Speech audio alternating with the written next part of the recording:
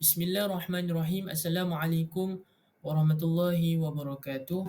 Nama saya Muhammad Habib Lutfi bin Muhammad Safri dan pada hari ini saya ingin menjalankan sebuah tugasan pembentangan iaitu daripada subjek pengantar pengajian pendidikan yang bertajuk aspirasi dan hal tuju pendidikan serta implikasinya terhadap guru berjiwa pendidik. Jadi yang pertamanya kita lihat dahulu apakah maksud pendidikan. Pendidikan inilah satu proses yang berlaku sepanjang hayat yang mengarah kepada kemajuan diri seseorang. Jadi dalam konteks pendidikan ini merupakan satu pendidikan yang berterusan. Jadi kalau kita lihat tempoh seperti yang umum kita tahu, tempoh pembelajaran seseorang itu daripada sesi mereka mula bersekolah pada bermula umur 4 tahun sehinggalah umur 17 tahun mereka mengambil sijil pelajaran Malaysia. Jadi selepas itu mereka akan sambung belajar dan peringkat yang paling tertinggi adalah Doktor Falsafah ataupun PhD, peringkat PhD. Jadi dalam konteks ini kita dapat lihat pendidikan itu berlaku sepanjang masa dan kemungkinan besar dan perkara ini betul-betul berlaku selepas mereka mendapat pengiktirafan yang paling tertinggi, mereka ingin melakukan satu pembelajaran secara berterusan. Maknanya tiada kata noktah bagi pembelajaran dan proses membina ataupun mendapat ilmu dalam diri seseorang itu. Menurut Moksong daripada tahun 2009, pendidikan ialah suatu proses atau aktiviti yang dilaksanakan untuk memperkembangkan fizikal, intelek, sosial dan emosi seseorang individu. Jadi kalau kita lihat pendidikan ini dia merangkumi kesemua, bukan hanya ilmu yang kita dapat tetapi dia dapat fizikal, intelek, sosial dan emosi seorang individu. Sistem pendidikan di Malaysia sedang membangun dari semasa ke semasa mengikut perubahan arus kemodenan supaya dapat membangunkan masyarakat dan negara. Bila ramai statistik ataupun peningkatan rakyat yang bijak pandai di negara kita, maka berlakulah kemajuan daripada pertumbuhan ekonomi dan imej negara kita akan dipandang oleh negara lain. Jadi seterusnya, siapakah yang berada di sebalik daripada kejayaan setiap individu? Jadi jawapannya adalah pendidik. Pendidik ini ialah seorang yang membantu setiap individu untuk membangunkan ilmu pengetahuan diri sendiri dan orang lain. Jadi bila kita bantu orang lain, kita ajar orang lain, daripada situ kita dapat refresh ataupun kita dapat ulang balik ilmu yang kita ada dan kita dapat menyampaikan ilmu dan orang itu akan dapat grab apa yang disampaikan dan itu berlaku satu ilmu yang berterusan apabila seseorang itu mendapat ilmu dan mereka sampaikan kepada orang lain, dan itu juga ada satu konteks daripada amal jariah kita lah. Dan seterusnya melibatkan pendidik yang mempunyai tahap kompetisi asas dalam pendidikan. Jadi ia bermula daripada dilatih, yang paling solid adalah daripada Institut Pendidikan Guru IPG serta pelajar-pelajar Universiti Awam yang adanya contohnya ijazah pendidikan dalam kos mereka masing-masing. Seperti yang kita lihat, antara lain daripada Universiti Awam, institusi yang lain seperti IPG adalah contohnya Universiti Pendidikan Sultan Idris, iaitu UPSI. Baik, seterusnya maksud aspirasi. Yang pertama, aspirasi ini bermaksud sesuatu keinginan seseorang atau cita-citanya.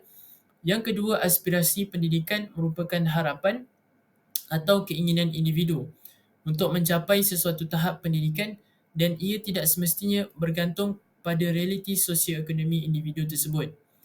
Dan ketiga, aspirasi pendidikan dalam Pelan Pendidikan Malaysia ialah keinginan atau hasrat kerajaan dalam membangunkan sistem pendidikan di Malaysia supaya rakyat Malaysia dapat menjadi individu yang berdaya saing dalam pendidikan. Jadi yang pertama, kita dapat lihat aspirasi sistem pendidikan.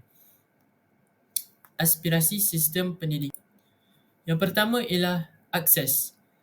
Akses ialah 100% enrolment merentas semua peringkat pendidikan daripada prasekolah hingga menengah atas iaitu tingkatan 5 menjelang tahun 2020. Mereka mempunyai hak dalam mendapat kesamarataan peluang pendidikan. Jadi kesan kepada guru berjiwa unggul iaitu guru itu mempunyai sikap tanggungjawab. Apa sikap tanggungjawab guru tersebut? Ialah memastikan semua pelajar menerima akses sepenuhnya terhadap pendidikan dan ianya bersinergi dengan Kementerian Pendidikan Malaysia KPM ataupun daripada kata lainnya mendapat um, bantuan ataupun berkait rapat dengan KPM. Contohnya, membekalkan gadget kepada murid yang layak untuk memberikan kesemerataan akses terhadap pendidikan. Jadi ini adalah satu usaha ataupun rasa tanggungjawab guru tersebut kepada uh, peranan ataupun aspirasi sistem pendidikan, iaitu akses untuk semua pelajar atau murid dapat pendidikan yang sepatutnya melalui pelbagai saluran seperti mereka mendapat akses gadget. Seterusnya, kualiti. Prestasi negara dalam kelompok 1/3 teratas dalam pentadbiran antarabangsa seperti Trends in International Mathematics and Science Study, TIMSS, dan Program for International Student Assessment PISA dalam tempoh 15 tahun. Jadi kalau kita lihat di sini, kesan kepada guru berjiwa unggul ialah sikap berketerampilan. Jadi apakah sikap berketerampilan daripada kesan kepada guru tersebut? Ialah menguasai pelbagai cabang ilmu pengetahuan di samping menguasai kemahiran pedagogi yang pelbagai dan menjadikan standard pendidikan Singapura dan Korea Selatan sebagai penanda aras. Contohnya, mengaplikasikan kaedah pedagogis Singapura dalam kelas dan mempersiapkan pelajar menghadapi ujian antarabangsa TIMSS dan PISA ni tadi. Jadi, daripada kualiti ni dia melahirkan guru yang berketerampilan. Bukan sahaja guru tersebut tahu dalam bidang yang beliau ajar, tetapi beliau berpengetahuan luas dalam semua aspek bidang ilmu supaya menjadikan guru itu merupakan satu pakej yang lengkap, merupakan seorang pendidik yang dapat memberi didikan yang sempurna kepada anak murid dan pelajar yang sesiapa sahaja yang belajar dengan beliau. Seterusnya adalah equity. Equity ini adalah sistem pendidikan berprestasi tinggi menyediakan pendidikan terbaik kepada setiap kanak-kanak tanpa mengira kedudukan geografi, gender atau latar belakang sosioekonomi. Kementerian berhasrat untuk merapatkan lagi jurang pencapaian antara murid bandar dengan luar bandar, tahap sosioekonomi dan pencapaian antara gender sehingga 50%. Jadi kesan kepada guru berjiwa unggul ialah bersifat dedikasi. Ia tidak akan mengabaikan pelajar golongan minoriti dan memberikan pengajaran yang sepenuhnya dengan tidak mengamalkan sikap pilih kasih kepada mereka. Contohnya, memberikan didikan dengan sentuhan kasih sayang, dan golongan pelajar minoriti ini dapat kejayaan sama rata. Dan kita dapat lihat, guru ni dia tak boleh pilih-pilih pelajar yang mana pelajar yang mempunyai latar belakang yang berbeza, dan kita kena tahu kita mengajar semuanya sama rata kita punya anak murid itu. Seterusnya, perpaduan. Murid berusia antara 7 hingga 17 tahun menghabiskan lebih 1/4 masa mereka di sekolah, dan mereka ni berinteraksi sama mereka daripada pelbagai latar belakang, agama, dan mereka ni dapat belajar memahami, menerima dan menghayati perbezaan. Dan guru-guru perlu menyokong usaha kerajaan dengan mempelbagaikan lagi aktiviti supaya murid-murid ini dapat bergaul dengan rakan berbeza bangsa dan agama. Jadi kita dapat lihat di sini kesan kepada guru dapat mengamalkan nilai-nilai murni dan dapat jalinkan nilai murni semasa proses PDP, memupuk sikap bertolak ansur dalam kalangan pelajar yang berbilang kaum, dan guru itu menjadi suri teladan kepada murid, menjadi contoh, menjadi role model kepada murid-murid tersebut. Dan yang terakhir adalah kecekapan.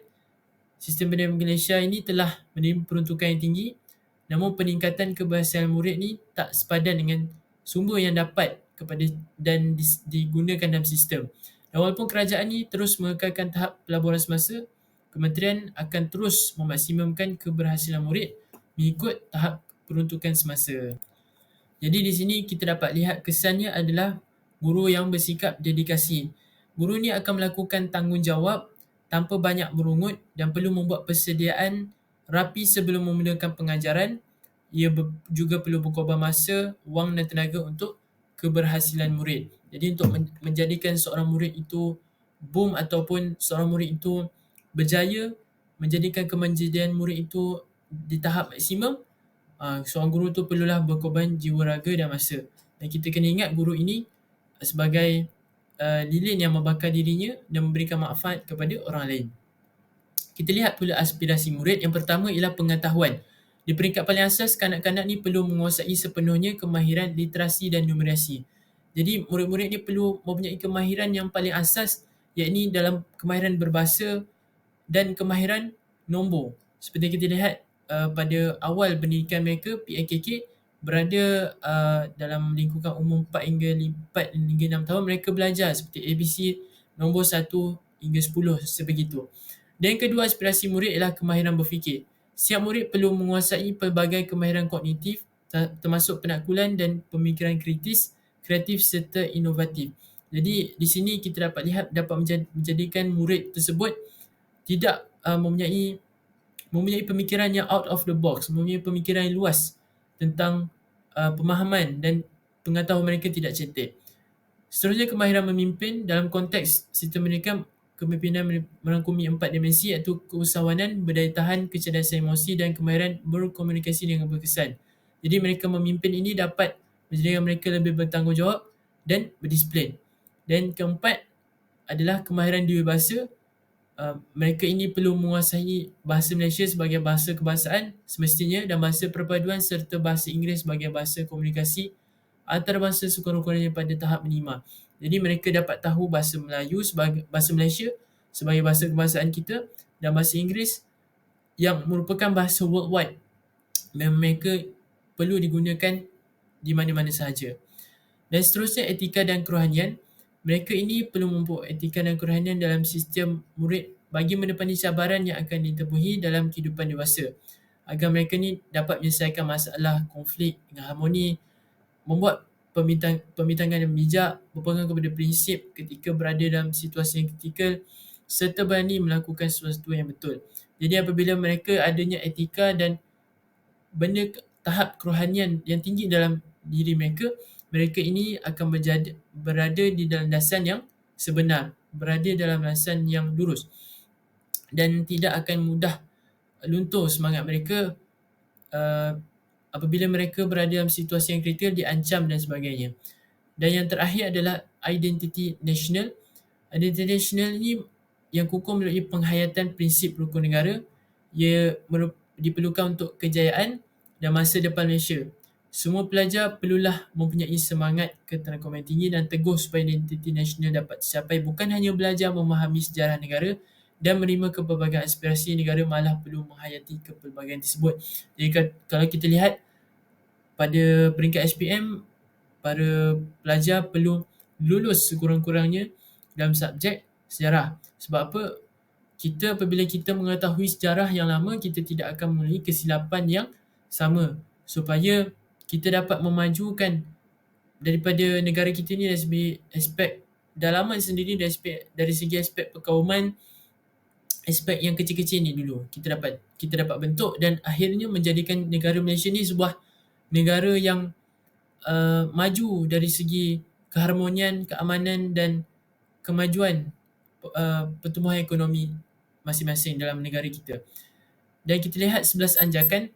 Bagi mencapai aspirasi yang dihasratkan, PPM telah menggariskan 11 anjakan yang dijadikan tunjang kepada transformasi sistem pendidikan negara. Yang pertama, menyediakan kesamarataan akses kepada pendidikan berkualiti bertaraf antarabangsa. Yang kedua, memastikan murid kemahiran setiap menguasai dalam bahasa Melayu dan bahasa Inggeris dan digalakkan mempelajari bahasa tambahan. Kalau kita lihat yang pertama itu, dia memberikan akses yang sama untuk menjadikan pembelajaran kita di Malaysia ini sebagai pendidikan yang bertaraf antarabangsa, selaras dengan negara-negara yang maju. Yang kedua itu, bila murid ini banyak kemahiran berbahasa, mengetahui banyak bahasa, menjadikan performance seorang murid itu luar biasa dalam diri murid tersebut. Yang ketiga, melahirkan rakyat yang menghayati nilai. Jadi bila murid itu dah dididik daripada sekolah, adanya nilai-nilai murni, membantu guru-guru, meringankan tulang. Contoh yang paling mudah kita dapat lihat, membuang sampah di dalam tong sampah. Jadi apabila sudah keluar daripada sekolah, satu tempat yang mereka dididik untuk menghayati nilai-nilai murni, menjadikan seorang pelajar itu manusia yang berguna dan perkara yang sekecil-kecil tersebut seperti membuang sampah dapat digunakan apabila mereka di luar, tidak membuang sampah merata-rata kerana akan mencemarkan sekitar dan membuang sampah tersebut dalam tong sampah. Itu merupakan sekecil-sekecil perkara. Dan yang keempat, mentransformasikan profesyen keguruan menjadi profesyen pilihan. Yang kelima, memastikan kepimpinan berprestasi tinggi ditempatkan di setiap sekolah. Yang kita lihat kita adanya kepimpinan seperti pengawas, ketua murid, ketua pelajar dan sebagainya. Itu merupakan tanggungjawab mereka perlu handle untuk menjadikan mereka ini seorang manusia yang berjaya dari segi ilmu dan akhlak dan disiplin mereka sendiri.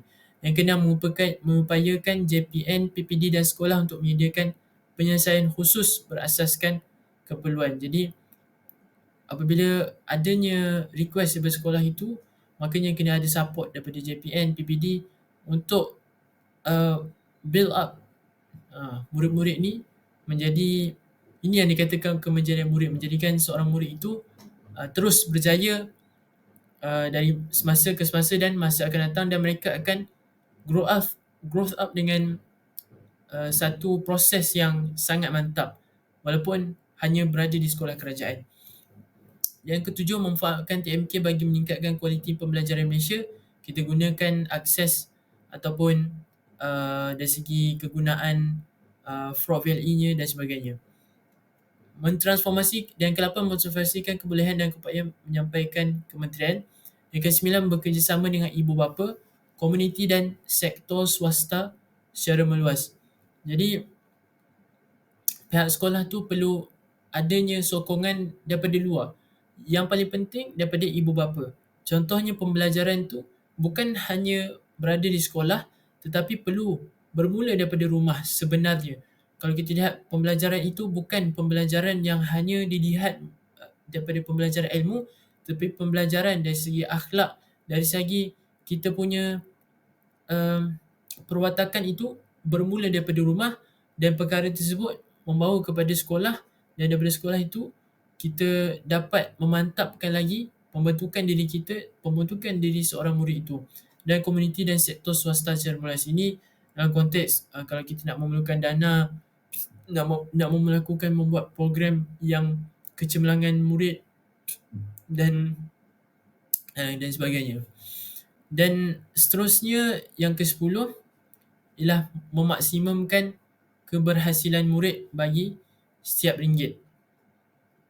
Jadi, setiap ringgit ataupun wang yang dilaburkan bagi seorang murid tersebut perlulah mendapatkan hasil ataupun murid yang berkualiti.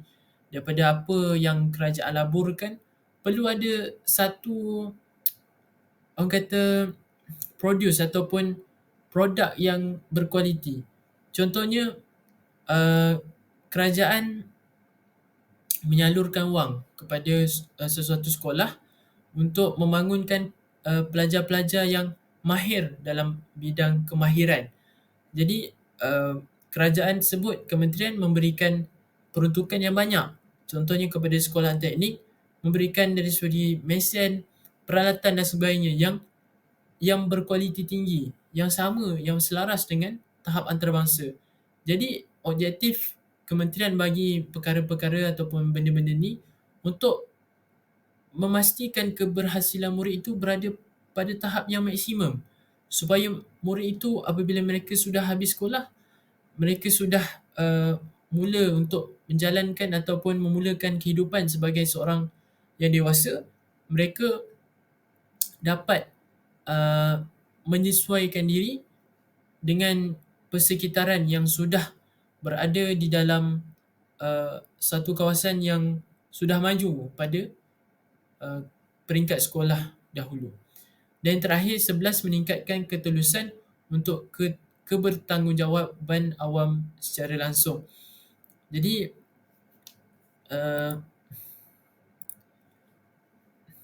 apabila murid itu telah dididik daripada sekolah untuk sentiasa bersikap baik dalam semua keadaan. Bukan sahaja mereka ini diajar untuk berdisiplin di dalam sekolah, tetapi adanya rasa tanggungjawab bila mereka keluar daripada sekolah nanti. Contohnya apabila mereka keluar dari sekolah nanti, tanggungjawab mereka adalah sebagai seorang rakyat Malaysia. Jadi apabila kita sebagai seorang Malaysia haruslah adanya sifat atau nilai patriotisme dalam diri kita. Jadi secara tak langsung ia akan uh, ber, ia akan menjadikan diri seorang itu akan cinta akan negara. Contohnya akan menjaga harta benda awam, tidak merosakkan harta benda awam, tidak melakukan masalah sosial, tidak memburukkan imej negara. Dan senang cerita, seseorang itu yang telah dilahirkan ataupun telah dididik daripada sekolah yang mana menerapkan nilai-nilai murni dan rasa cinta terhadap negara daripada segi ilmunya, dari segi subjek, dari segi aktiviti yang kita dapat lihat apabila pihak sekolah tibanya waktu Hari Kebangsaan pada 31 Ogos akan melakukan pelbagai-pelbagai aktiviti yang di mana aktiviti-aktiviti tersebut semuanya melahirkan rasa cinta terhadap negara yang sesuai dengan umur. Contohnya antara pertandingan yang kita dapat lihat waktu kita sekolah, sambutan Hari Kebangsaan, contohnya nyanyian patriotik, sajak, puisi. Kalau dalam peringkat sekolah rendah, adanya pertandingan mewarna, pertandingan bercerita dan sebagainya. Yang mana mereka ini telah dipupuk semangat ataupun pemikiran yang cintakan negara sejak kecil lagi. Dan yang seterusnya kita lihat kepada Standard Kualiti Pendidikan Malaysia ataupun short form yang dipanggil SKPM. Jadi ada banyak standard dan kita lihat pada standard yang pertama ialah kepimpinan. Jadi pengetua atau guru besar berperanan sebagai pemimpin berimpak tinggi yang berupaya menggembleng dan menggerakkan warga sekolah secara bersepadu untuk memajukan sekolah dan meningkatkan kualiti PDP. Jadi guru besar inilah merupakan suatu tonggak yang menjadi kepala kepada anak-anak buah yang berada di bawah. Contohnya kalau guru besar ini ataupun pengetua ini merupakan seorang pengetua yang cemerlang, makanya beliau banyak berjumpa, berusaha untuk meningkatkan kualiti sekolah yang di mana itulah yang kita dipanggil seorang pendidik yang mana tidak memikirkan jawatan yang tinggi tetapi menjalankan tugas dengan penuh amanah, dan apabila seorang pendidik itu mendapat tugas yang lebih untuk menjaga dan mendidik anak-anak murid ini dan memastikan kemenjadian murid itu bertambah, memastikan mereka dalam peringkat optimum. Daripada situlah kita dapat lihat tanggungjawab daripada segi melakukan program-program kecemerlangan, daripada segi melakukan memberi akses ataupun memberi keselesaan kepada sekolah tersebut, menjadikan sekolah tersebut cemerlang dan dikenalilah sebagai sekolah kluster kecemerlangan dan sekolah berprestasi tinggi dan sebagainya. Dan standard kedua, pengurusan organisasi. Organisasi sekolah ini dikendalikan secara berkesan dan menitik berat potensi dan keperluan warga sekolah, kemudian sumber dalaman dan luaran untuk mengembangkan kelancaran pengoperasian sekolah. Jadi sebuah organisasi itu perlulah baik dan berjalan lancar dan tiada masalah dalaman yang menyebabkan perkara lain akan dilihat kepada organisasi yang tidak baik. Ketiga, penulisan kurikulum dan hal ehwal murid. Pengurusan bidang kurikulum dan hal ehwal murid secara cekap dan efektif untuk membina murid lengkap meliputi segi intelek, rohani, emosi, jasmani dan sosial selaras dengan visi sekolah. Jadi adanya program-program kurikulum dan hal ehwal murid. Jadi dalam bidang ini kita dapat lihat ada yang berlakunya perkemahan yang membina jati diri seorang murid itu supaya murid itu lebih berdisiplin. Apabila kembali ke sekolah, datang awal ke sekolah, tidak melakukan masalah disiplin, tidak membuang sampah merata-rata dan tidak menjadikan murid itu sebagai seorang yang bermasalah di sekolah. Dan standard yang keempat ialah pembelajaran dan pemudah caraan. Jadi guru ni sebagai pemudah cara dalam PDP secara berkesan bagi meningkatkan kemampuan murid secara menyeluruh dan pencapaian optimum murid konsisten. Jadi apabila guru ini berada di kelas, guru inilah yang menjadi um, kata pemudah cara yang mudah kepada pelajar-pelajar tersebut. Memberi pemahaman yang pada tahap maksimum pelajar-pelajar tersebut. Jika ada pelajar yang tak faham, bertanya dan dapat memberikan jawapan yang tepat dan bernas dan faham 100% kepada pelajar tersebut dan tanpa kemusykilan. Itu kita kena usaha. Tapi apa-apa pun, kita kena berusaha sebagai kita ini merupakan seorang guru yang sangat berkebolehan di dalam kelas dan di luar kelas. Dan yang standard yang kelima dan yang terakhir adalah kemenjadian murid. Murid yang dididik secara holistik dalam pengurusan sekolah yang cekap, berupaya mencapai potensi diri yang sepenuhnya dalam penguasaan pengetahuan dan kemahiran, berketerampilan, berakhlak mulia, bertanggungjawab dan berkeupayaan mencapai kesejahteraan diri.